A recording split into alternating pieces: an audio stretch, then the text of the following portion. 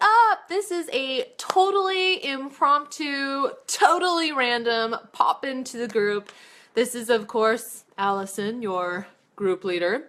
But I am in major goal setting mode. It is like a goal setting frenzy over here. I don't know if any of you get equally excited about goal setting, especially at the end of the year when it's like, I like to set goals all year round, obviously, and I think it's important to do that.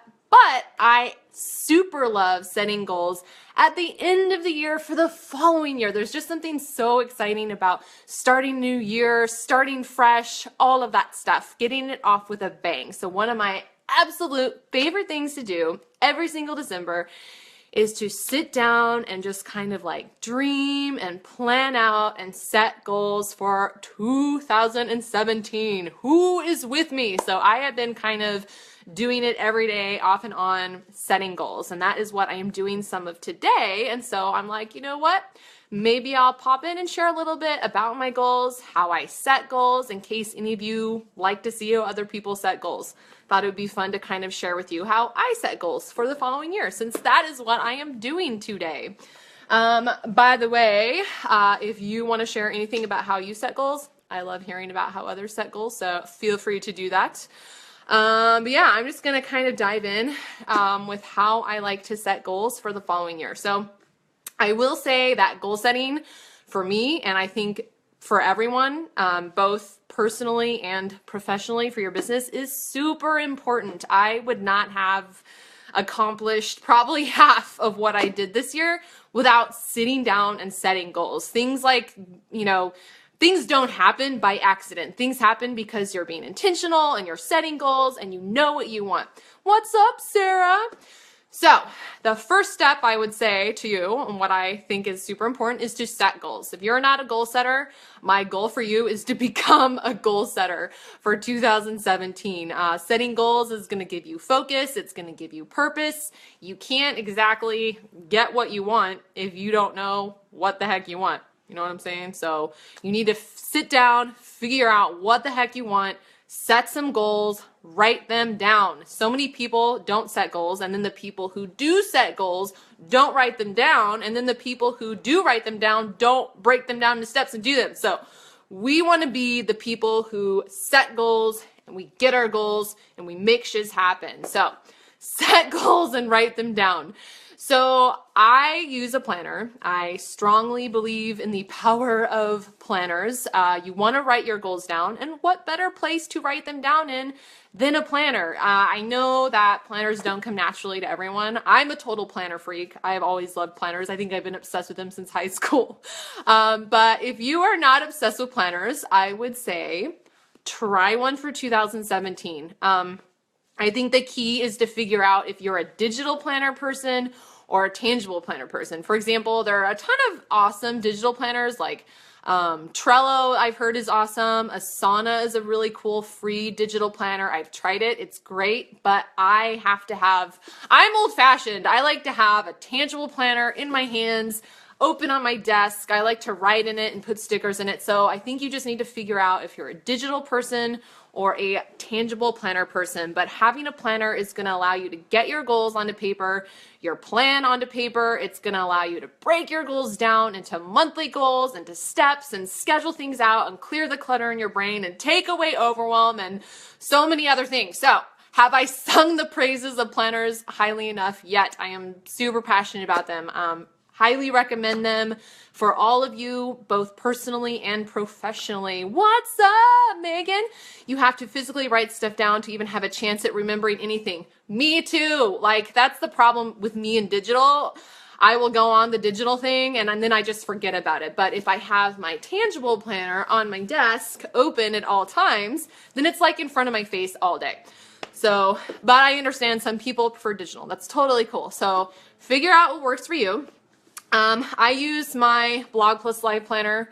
Actually, it's the planner I created. It's on my site.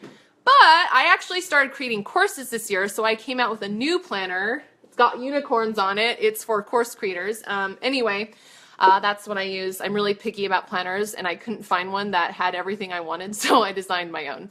But that's the planner I use. So how do I set my goals for the year?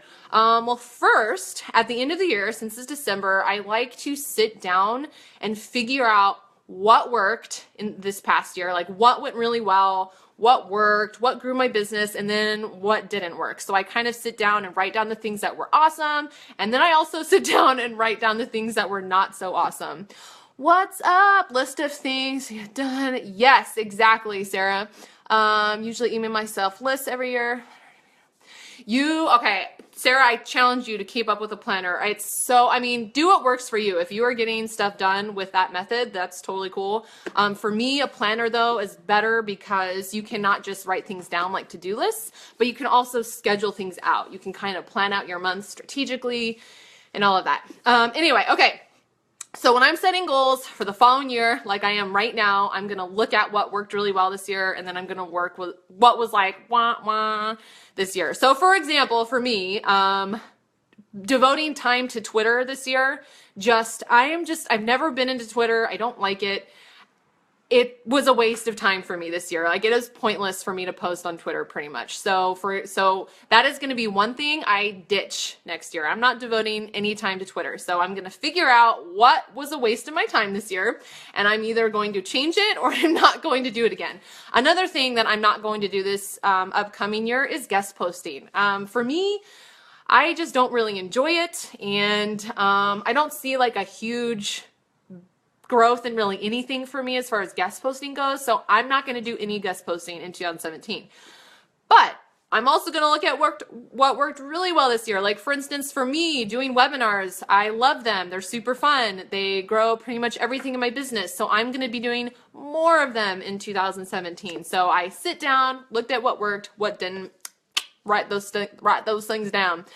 I'm a both person. I like writing it down on paper, but I lose it. So yes. Well, I know people who have both digital and tangible planners. So whatever works for you. I was using 3 planners, at once, and it was overwhelming me to death, which is why I created my own planner, because I wanted everything in the same place. But if you don't feel overwhelmed by using more than one planner, that's cool. I know people who have multiple planners and a dry erase calendar and then a paper calendar, and they're like on top of it. I like to have everything in the same place in front of my face. Okay, so the next thing that I do when I look at what worked this year, what didn't work this year, I take note of it, write those things down. The next thing I do is I kind of sit down and plan out what main specific things I want to achieve the following year. So I don't plan out my whole year step by step, blog post for blog post, email for email. I just can't do that. What I like to do is I kind of like to figure out my main goals for 2017. So I'll like write down my main income goal for 2017, my annual email subscriber goal, my annual course launch goal, because online courses are a really big part of my business. So I like to sit down and kind of write down the main things that make up my business and create annual goals for those. So I'm not planning out blog posts or anything like that. Once I write down my annual goals, so for example, my annual income goal, I will then break each of those main goals down into monthly goals.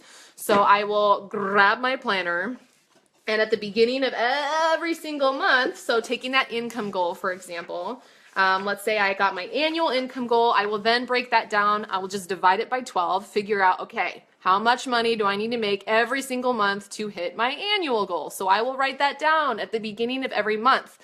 Then, not only do I write down how much I need to make every month, I'm going to write down how I'm going to make that every month. So how many courses do I need to sell every month to hit that goal? How many blank do I need to do? What exactly do I need to do? All right. So I really believe you got to be specific with your goals. So I like to write down an annual main goal, then I will break that down into a monthly goal, and then I will break that monthly goal down into what exactly I need to do to hit that monthly goal. Another example is I will write down my annual email subscriber goal. So I've already written that down. I don't remember what it is actually, I'd have to look at it. But I wrote down my annual email subscriber goal. Then I went and again, for every single month, I wrote down, okay, so in order to hit that goal, how many email subscribers do I need to get every single month? And I kind of like to base it off of what I'm averaging right now. I average about 3,000 subscribers a month. So I've kind of planned my annual goal off that. But then I will break down that monthly goal again into more specific goals. Okay, well, in order to hit that monthly average, how many subscribers do I need to get from my content upgrades? How many subscribers do I need to get from doing that? So that's kind of how I plan out my main goals. I like to plan main cornerstone goals throughout the year, those main things to kind of give me guidance. And then I will use those main goals throughout the year to adjust for things like blog posts and emails. So for example, one of my main goals, my annual goals, as I mentioned, is like my course launches. So I've got those planned out right now. I know right now what months I'm planning on launching. And so for example, I'm planning on launching something in April. So I know when I'm planning my blog posts for March that I want to plan my blog posts to kind of lead up to my launch, if that makes sense. Taylor says she uses 2. Awesome. So do whatever works for you, you guys. I'm a one planner person. It drives me nuts when I have to look in multiple places. So yeah, that's kind of how I break down my annual goals. And then I break them down into monthly, and then I get really specific. I will show you one more thing. What was I going to say? Brain farting. Oh yeah. Breaking my annual goals down into monthly goals. I track progress at the end of every month. I think that's super important. So like every month this year, I have tracked progress. So for example, in my planner, there is a place to write down my email list growth and my social media growth and all of that. So because I track my progress every single month, I have a very good idea of what I average normally every single month. And that helps me planning my goals for the following year. So it's really good to dream big for your goals, but you also kind of want to base them off of things that are realistic too. You don't want to set these like super huge goals that aren't realistically attainable at the moment, because that's just going to be frustrating. So like my income goals and my email subscriber goals, yes, they are big because that's important. Like goal dream big, but they are also based on like my current growth from this year and what I think is actually realistic for me to get done. Amber says, I'm scared of planning more than a quarter at a time. I can relate to that. Like I said, I don't go really in depth to each quarter. I just plan out for the entire year some cornerstone goals. So like a main quarterly goal for each part of the year. And I think it's really important to set a couple just main annual goals, like your main annual income goal, your main annual email subscriber goal, and then maybe whatever, come up with one other part of your business that's really big. So for me, again, that's online courses. So whatever is a big part of your business, plan a goal for that, and then break that down into monthly things, if that makes sense. Okay, so that's kind of how I plan out my goal. That's what I've been doing right now. So I know right now what my goals are. And so as I'm going into 2017, as I'm entering in January, I've already written down all my monthly goals. So what I then do at the beginning of every single month, so going into January, I know what my income goal is, my email subscriber goal is. I will then break that down into weekly action steps. So I do not plan out all my weekly action steps at the beginning of the year. That would take forever and I would probably veer away from it, so it would be irrelevant. So at the beginning of every month is when I take time to write down my weekly action steps for that month. So if I know how many email subscribers I need to get for that month, I will take time to sit down and be like, all right, here's what I'm going to do every single day this month to make that goal happen. I don't know if you answered this, but what planner do you use? Kristen S. I use the planner that I actually designed. It's on my website. I have one for bloggers. It's called the Blog Plus Life Planner. I designed it because I wanted a planner that would allow me to plan my life and my business and my blog all in the same spot. So there's this one. And then, but now I am actually using, because I started doing online courses this year, I created a planner for online course creators. So it's this one that I use now. The Life Planner for Course Creators. So it's, again, it's where you can plan your blog and your life and business, but it also has course specific things in it. Like it's got annual launch goals and course launch, all that stuff. So that's what planner I use. Amber answered that question already. All right. So yeah, I track progress. And then another thing that I like to do and that I'm going to be doing going forward in 2017 is I spend at least 30 minutes a day taking steps towards one of my main goals. So I've planned out my main goals, and then I commit to devoting at least 30 minutes a day towards walking towards one of those main goals. So being consistent is pretty much the reason why I have gotten everything done that I've gotten done this year, is because I've shown up every single day. So you don't have to devote hours and hours a day to make your stuff happen. As long as you're showing up every day and just being really focused, having a really focused 30 minutes a day is better than kind of a scatterbrained all over the place hours on end. So I just show up every day for 30 minutes and I've got my goals written down, so I know where I need to go. Okay, well, I think that's kind of it. This is kind of just a random little thing. Since I was setting goals, I thought it would be kind of fun to show you how I set my goals. Hopefully it was helpful. Speaking of goals, I have another goal for this month, and that is to get an extra 1,000 email subscribers by the end of this year. I like to start 2017 with a bang and end this year with a bang. So that is one of my goals. I am doing a workshop in like an hour. I don't know what time it is, but I'm doing a workshop today. It's free. It's at 2 p.m. Central. Yeah, Central, and it's with ConvertKit. So we're going to be talking about how we can get 1,000 subscribers in the next week to 30 days. So if you want to join that challenge with me, I'm going to post a link above this video. And if you cannot make it live, because it's literally in like an hour and a half, there will be a replay. So you can sign up and get the replay. But that's another goal that I have, and it's going to be a little bit of a challenge, but I'm always up for a good challenge. So if you want to grow your list, sign up for the workshop and share how you set goals. I'm a total nerd about goals. I love hearing about how other people set their goals. You found it. Aw, you're so sweet, Kristen. Thank you. I'm so glad you found me then. Yeah, and I hope you found this helpful. So let me know below. I know it's been a while since I've done videos. I've been so busy. What's up, Zoe? It's been a while since I've done videos. I've been so busy with end of year stuff, kind of wrapping up everything. So if there is something you would love me to do a video on, let me know below. I'm kind of, speaking of goals, I am planning out lots of videos to do for you guys in this group. So I would love to hear what you want to learn about or need help with or whatever. Today was all about goal sharing.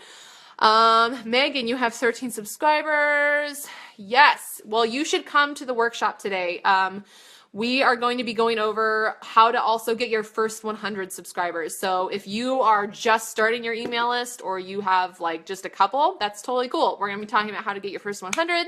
And then no matter where you're at in the list building process, whether you have a couple hundred or several thousand or a bazillion, we're going to talk about how you can get 1,000 new subscribers in anywhere from 7 days to 30 days. So that's what I'm trying to do. So we're going to be talking about that. And we're also going to be talking about sales funnels.